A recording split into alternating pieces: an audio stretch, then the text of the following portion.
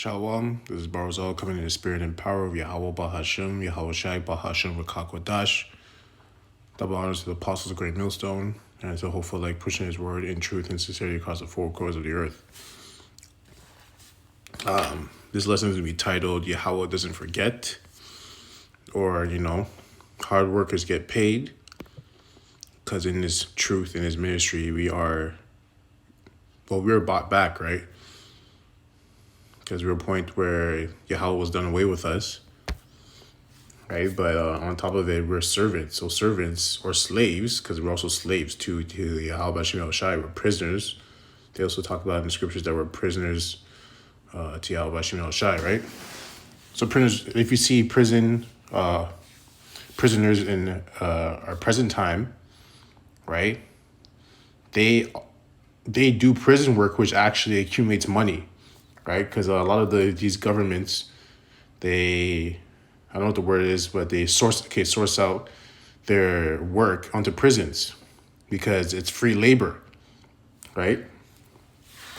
And for the inmate, it's not really free labor, but when it comes to the price and cost, it's free labor. But the inmate, by them doing that job, being a good inmate, they can cut time off their sentence, depending on how good they are, right?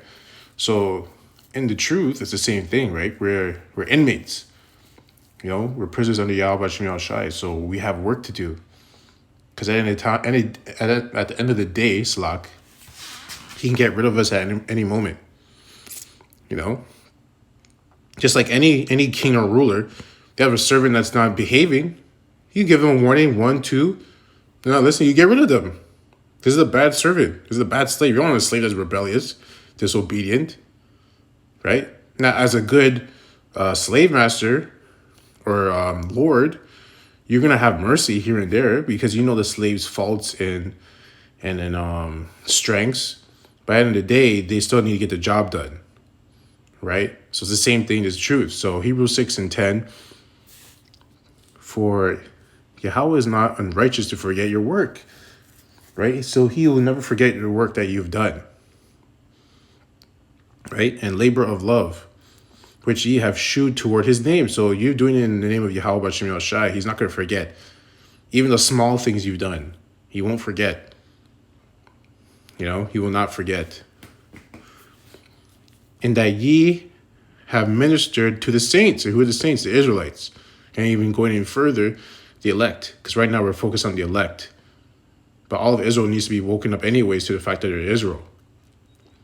Whether they accept it or not, that's up to them. But they're going to know that they're Israelite. And do minister, right? And minister, let's go into the word minister.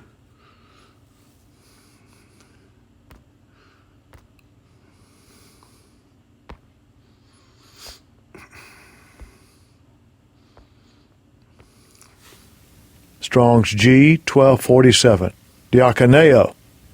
Diakoneo, to be a servant, attendant, domestic, to serve, wait upon, to minister 1, render ministering offices 2, to be served, ministered unto, to wait at the table and offer food and drink to the guests. Whew, that's a good one, right? To wait at the table and offer food and drink to the guests. So what's the food and drink? The truth, the word, because it's referred to as the living water, it's referred to as the bread, it's referred to as the meat, it's referred to as the milk, So as a servant, you're ministering onto the saints, which are the Israelites. And like I said, also the more importantly, the elect. So we're giving them this food, right? Oh, also here where it says C, to minister, i.e. supply food and necessities of life. And this is the necessity of life.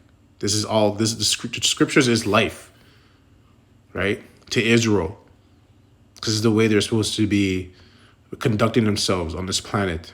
It's their history, right? It's putting the skin and meat on the bones, taking the dry bones to being alive, right? So that's what we're supposed to be doing as servants, as preachers, as prophets. We're supposed to be ministering giving that food onto the saints. Right? I didn't even know that. It said that. Romans 10:14. Romans 10:14. How then shall they call on him in whom they have not believed? Right? Exactly. How can you call on someone that you don't believe in? It's not possible. And how shall they believe in him of whom they have not heard? There you go. So if they never heard of Yahweh Shem Shai, how can they even call in the name? Doesn't you know? And how shall they hear without a preacher?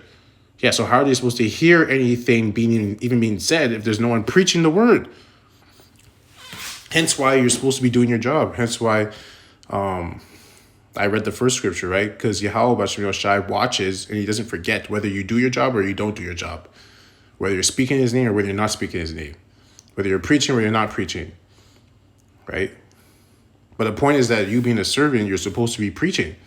Like Apostle Tara always says, like, as soon as you learn this truth, you got to go teach it. And he even said before, I remember when I first came into the truth, he said, if you learn something, teach on it. As soon as you learn something, just make a video on it. Right? I started doing that myself, and it's a faster way to learn because you just learned this. So you know what you're talking about is right because you just learned this. So you literally speak on what you just learned. Right? But they also go into this, the scriptures about that everyone has different portions. Some were given 100-fold, some were given 60-fold, roughly paraphrasing, right? So everyone has different levels. Not everyone's on the same level. Like there was another elder, I don't know his name, but he was doing a video saying that there's different levels in his truth, right? Because even within the elect, there's going to be different levels. Of course there would be, right? Because we have Yahweh, then you have Yahweh Shai, then you have David, King David, then you have the apostles, right? You have the 12, sorry. Then you have the elect, right? And within the 144, you have top generals, and it keeps going and going and going, right? So there's levels. So you have to do as much as you can possibly do, right? With the portion that you're given. But in this scripture right now, the point is that if you're not preaching, no one can hear the truth. No one, if you're not ministering on anyone to give them the food and the water, how can they eat? There's not even a chance for them to eat because you're not serving the food, right? So they don't even have a chance to eat and believe, you know. Verse 15, and how shall they preach except they be sent? As it is written, how beautiful are the feet of them that preach the gospel of peace and break glad tidings of good things, right? So they have to be sent. Because you do have a bunch of false prophets, but you know if they're a false prophet because they're not speaking 100% truth. So that means they weren't sent of Yahweh Shem Shai. They were sent of Satan. So if they're sent of Yahweh Shem Shai, they're going to be speaking 100% truth of the Bible, of the scriptures, of the word. Right? That's how you know if they're actually sent.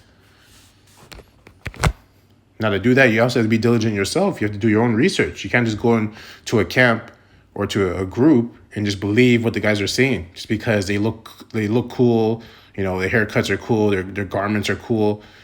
You're saying things you like to hear, you know, especially when it comes to women, right?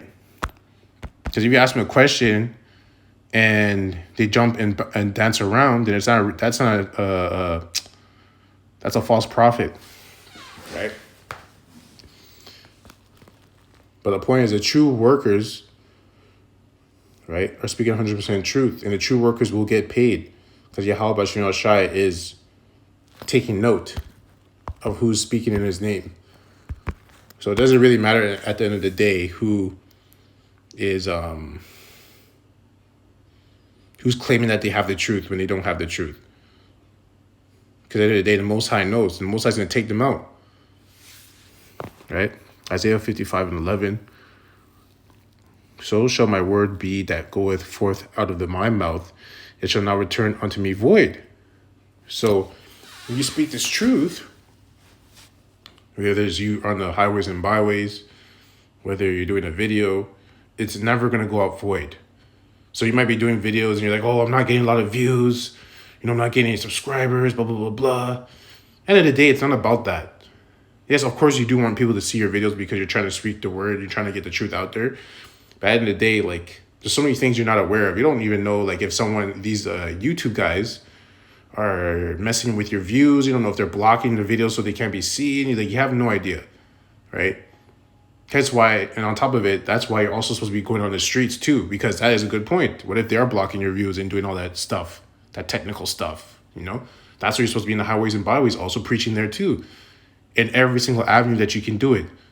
Even if you're at work and someone asks you a question, maybe an Israelite, you might be asking something. If the Spirit's on you to say something, then say it, right? Because you're still preaching in the name of Yahweh Shem El Shai. You're just giving him the truth. Whether he accepts it or not, that's not about you. You don't control that. The point is that you're supposed to be ministering the food and the water unto him, right? So I'll read it again. So shall my word be that goeth forth out of my mouth. It shall not return unto me void, but it shall accomplish that which I please, and it shall prosper in the thing whereto I sent it. So it will prosper. So don't worry about that. Don't worry about, I'm not sure if this is the, if people are actually hearing this, It's not about that. People are hearing it because it just said right there. It won't go out void. Your job is just to minister the food. That's it. Right? But if you're not on the streets ministering the food, if you're not doing the videos ministering the food, how's anyone supposed to hear it? Or, how's anyone supposed to eat it? And how's anyone supposed to eat that food and even know that it's of Yahweh Shem El Shai? If the servant's not there to, tell them where this food was created, where its origins come from,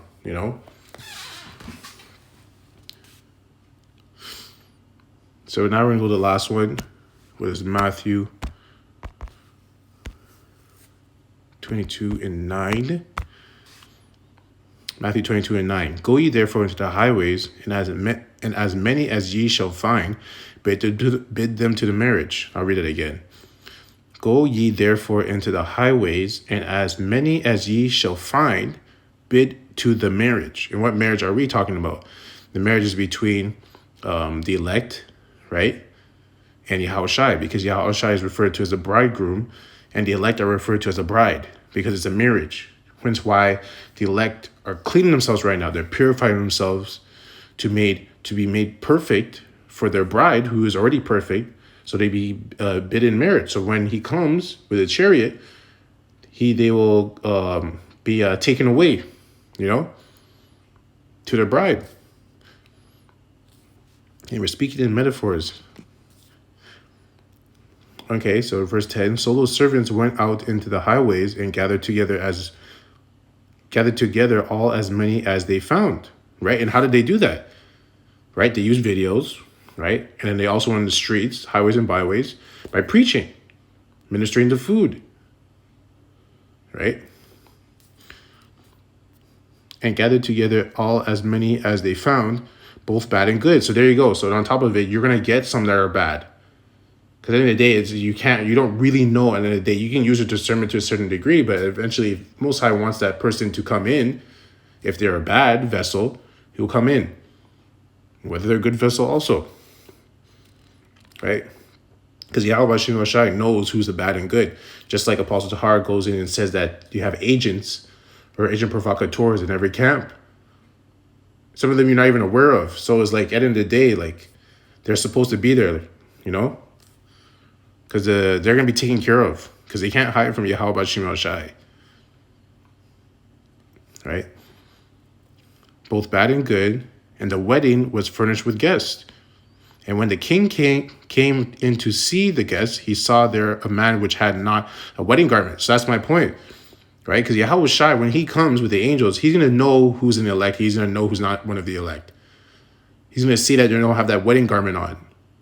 And when he sees they don't have that wedding garment on, he's going to take them out and get rid of them. And he saith unto him, Friend, how camest thou in hither not having a wedding garment? And he was speechless. Then said the king to the servants, Bind him hand and foot, and take him away and cast him into utter darkness. There shall be weeping and gnashing of teeth. For many are called, but few are chosen. So not everyone's chosen, but many are called. Right? So your point is you're just supposed to call them. They're all supposed to be called in. You're administering food, right? But Yahweh Shem Shai is the one that chooses them. We don't choose them. Yahweh Shem Shai chooses them, right? So remember, we're just a servant. Our job is just to call them, to minister the food. But the point is, you're supposed to be doing that, right? Because he wants a big crowd, right? And then he'll come and, discern between who's good and who's bad. Anyways, that's the point. I don't want to ramble, I hope this lesson was edifying to the hopeful elect. They're pushing that word out in the world, in the four corners, diligently and sincerely, in faith and truth, asking for mercy every day. And we're almost out of here. We just got to keep pushing, keep praying, keep working hard, and keep just asking for mercy because things are going to get crazy. Shalom.